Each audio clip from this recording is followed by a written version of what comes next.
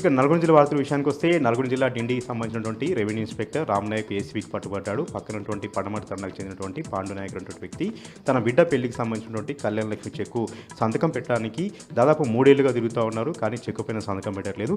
చెక్కును విడుదల చేయాలంటే 10,000 రూపాయల లంచం ఇవ్వాల్సిందిగా ఆర్ఐ పాండునాయకును డిమాండ్ చేయడంతో మొదటగా 5,000 రూపాయలు అందించారు. మరొక 5,000 ఇస్తేనే చెక్ ఇస్తానని పీడిస్తుండడంతో ఈరోజు పాండునాయక్ ఏసీబీ అధికారులను ఆశ్రయించారు.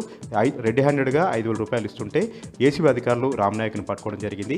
హైదరాబాద్లోని అతని ఇంటితో పాటు దేవరకొండలోని మరొక ఇంటిలో కూడా ఏసీబీ అధికారులు సోదాలు నిర్వహిస్తూ ఉన్నారు. ఇక మరొక విషయానికి వస్తే నల్గొండ జిల్లా కేంద్రంలో ఏదైతే కేసీఆర్ గారి ప్రభుత్వంలో అందంగా నిర్మించినటువంటి 550 డబుల్ బెడ్రూమ్ ఇల్లు శిథిలమైపోతా ఉన్నాయి. వాటిని లబ్ధిదారులు ఈరోజు పరిశీలించడం జరిగింది. కేసీఆర్ గారి ప్రభుత్వంలో ఎంతో అందంగా నిర్మించారు. మాకు లాటరీ పద్ధతిలో ప్రొసీడింగ్ పత్రాలు కూడా అందించారు.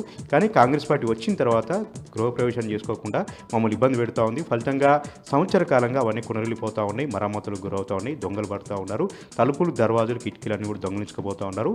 ఆలన పాలన లేక అవన్నీ కూడా శిథిలావస్థ జరుగుతున్నాయి.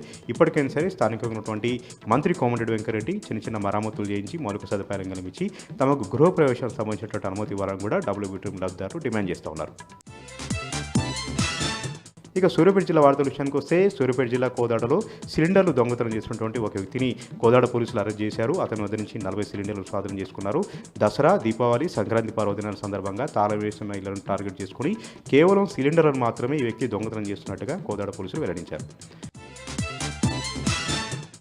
ఇక యాదాద్రి జిల్లా విషయానికి వస్తే యాదాద్రి జిల్లా మోత్కూరు మండలం కొండగడప గ్రామంలో తీవ్ర విషయాచారాలు అమ్ముకున్నాయి. ఒకే కుటుంబానికి సంబంధించినటువంటి 4 వ్యక్తులు రోడ్డు ప్రమాదంలో మృతి చెందడంతో గ్రామం అంతా కూడా విలువలాడుతూ ఉంది. శోకసంద్రంలో మునిగిపోయింది. 2 రోజుల క్రితం కొండగడప గ్రామానికి చెందినటువంటి 14 మంది షిరిడి సాయిబాబా దర్శనార్థం ఒక వాహనం తీసుకుని వెళ్ళడం జరిగింది.